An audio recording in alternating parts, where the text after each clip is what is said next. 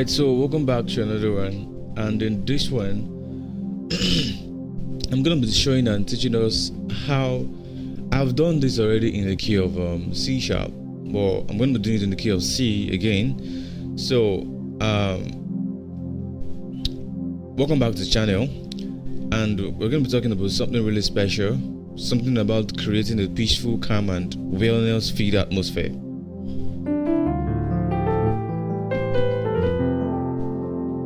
You know, with your piano, where they are talking, something you could play, all right, especially in church services or gatherings.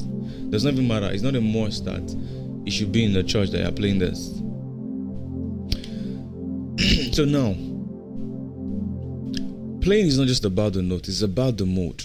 Yeah, what is the mood?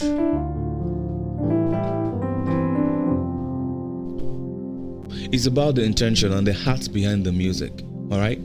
So now, let's be real. It's not every moment in church that needs upbeat or maybe loud music. All right? It's not every moment in church. Sometimes what is needed most is peace. A sound that lets people pray. A sound that lets people breathe or allow them to just reflect about something. And why does this kind of sound matter?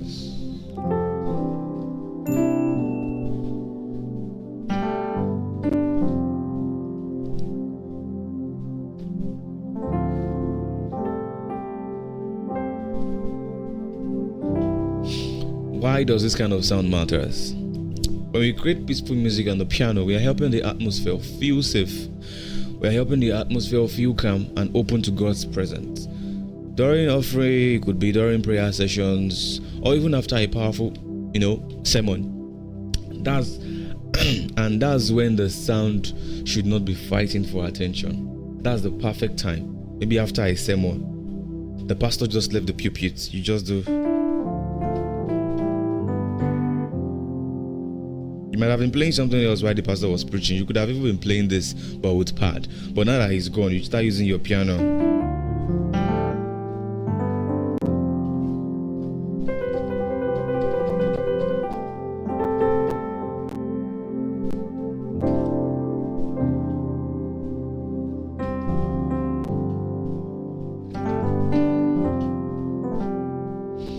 All right. And the most important thing now, it should be guided gently. You should not overdo it. There's a way you see. I'm purposely playing right now. It's like I'm live. I'm talking. I'm playing. So that's what you should do. You should allow the pastor to talk. When you see there's a little gap where he's in talking or he's asking everybody to praise the Lord or something, you just play. That's when you just play something. All right. So before you start playing, you take a quick survey of the moment. You ask yourself, what's happening in the service? Are people praying? Are they tired? Is there a moment of reflection going on? Is it time to lead or is it time to follow the atmosphere? So leading is you creating something. Following the atmosphere is something else. This sound would work for anything that has to do with calmness, right? So you should kind of have like a list of your calm sounds. At times, this sound come to me while I'm on stage. At times, I have to pick them before service or performance. So now, I'm going to give us a practical example of some of the things that you could play to make your play very interesting. So the first progression was a 2, 6, 5, then 4. So remember, as intermediate player that you are, for those that are my members, I told you, you were taught a handful of chords. That doesn't mean you are going to keep using those chords every time. As you can see, there is no passing chords here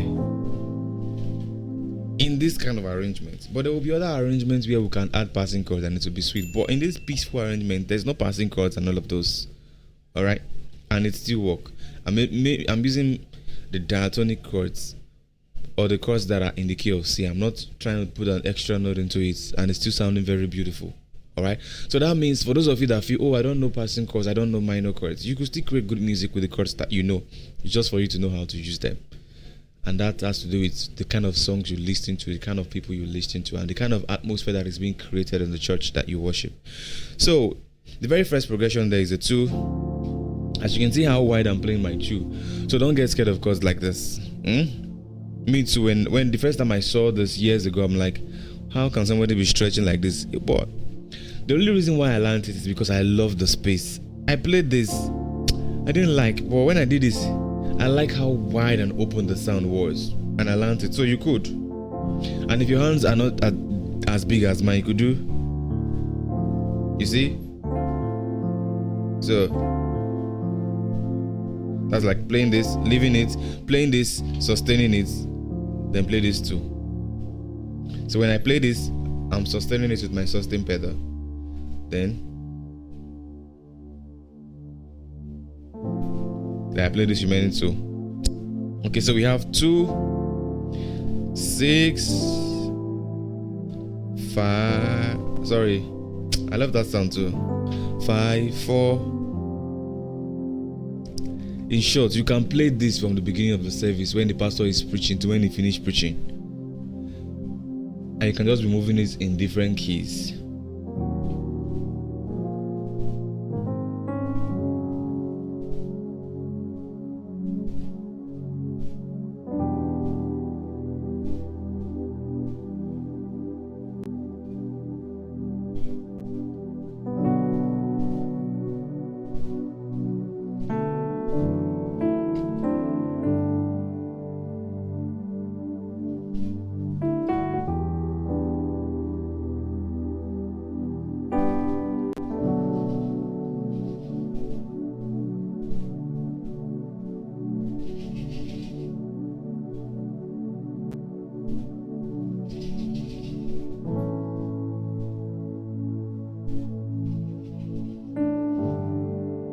That's the key of D.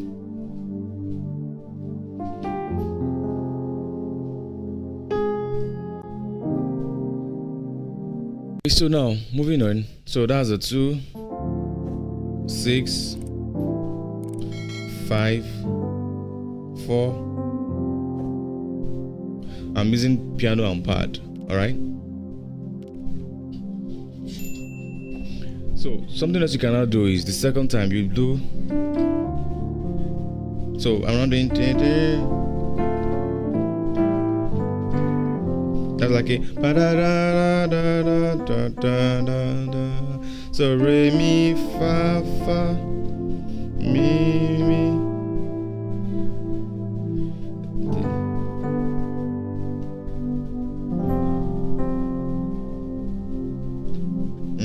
Then something that you want to do is re mi fa fa sol la sol do.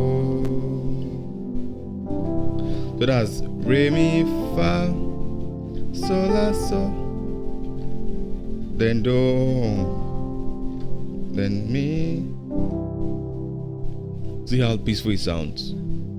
Again, re mi fa sol la sol do.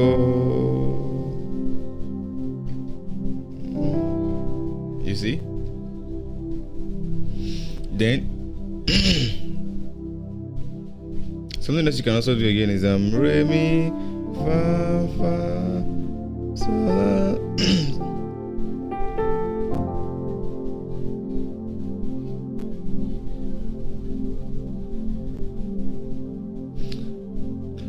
Do do mi. So re mi fa.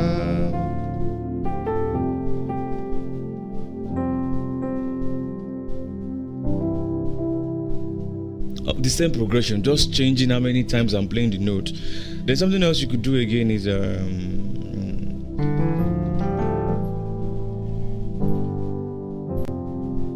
so that's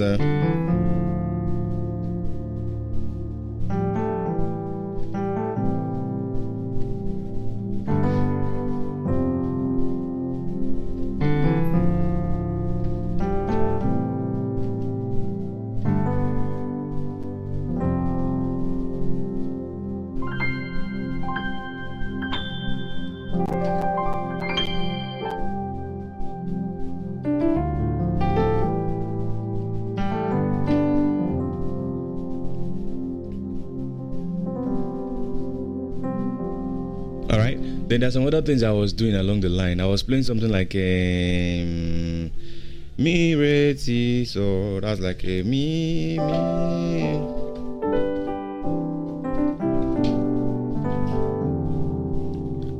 I was using drop 2, so my mi was under this re ti mi re. You can even be playing this in church and you are using it to rehearse, and people would not know that you are rehearsing. Trust me, they will think you are playing something nice. When I say rehearsing, you can play it very slow.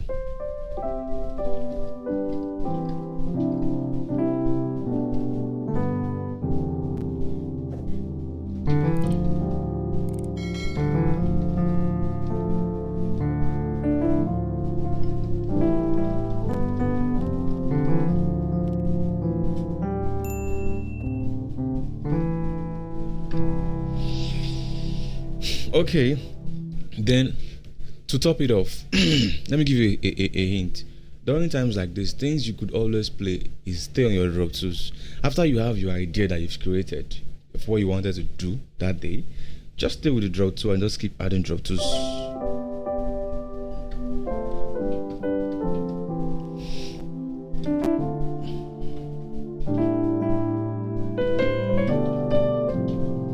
Start adding other things that you know. I taught you this move from a song,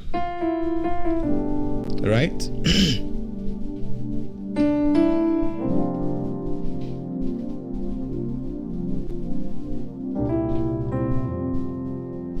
You know, you start adding other, like they will come to you. That's why I say always practice. So the more you practice, the more these sounds come to you. If currently you don't have a church you are playing in, go to churches online. Thank God they now have good sounds online. Listen to what the keyboardist is playing. Follow an online service and listen to how the instrumentalist is orchestrating the service and all of those things. Trust me, you will get better at what you do. Mind you, this is not always going to be for church. Trust me, I can play this for my baby. I could sit her down, you know, maybe she's just there crying as a toddler. I could feed her this in her ear. Especially when I want to make her a pianist in future. So this is something I could feed her because it is a sound. Music is no respecter of any man. Even the child can hear the sound. When you keep repeating it, they'll kind of key into the sound. Do you understand? Okay, so if you can learn to read the room and play softly with intention, you will bless everyone in the room. Alright? Just read the room, what is going on. Don't just play what you came with in your mind. At times what I come with is different from what I finally play because I read the room. So now that's the beauty of music ministry. Don't forget to like, don't forget to subscribe, don't forget to share this video with someone who wants to grow in their musical journey. Also, you can also be part of the members of the channel. Apart from you having a playlist just for you that I send for you to practice with, it is also a way to support the work that I do. Yes, it is also a way to support what I do. 1 or 2 things from you guys is something to support this ministry. Alright guys, see you in another one.